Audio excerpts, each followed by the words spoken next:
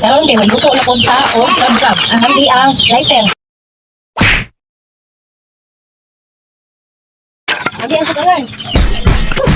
Abi ang kahoy. Abi ang kahoy. Mao ni ang behind the scenes bago na to naluto ang gab-gab.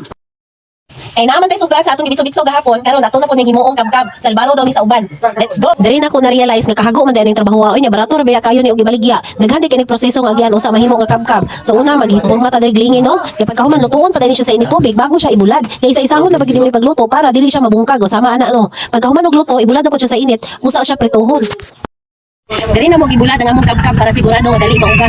Kay para wala poy bata nga makaduol kay basig gula-gulaan nga mahugawan.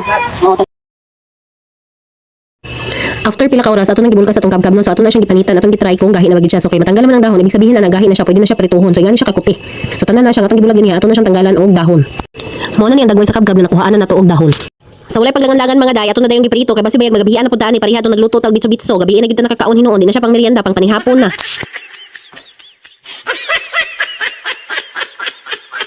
So mo ni akong ka-team day nagluto sa amo ang gab-gab ni pagkahuman na magluto mo na ni ang itsura isa ka planggana gid ang naluto guys di lang na mao na pay sobraan. Pagkahuman amo day nang gibutang nga glatik para mulami.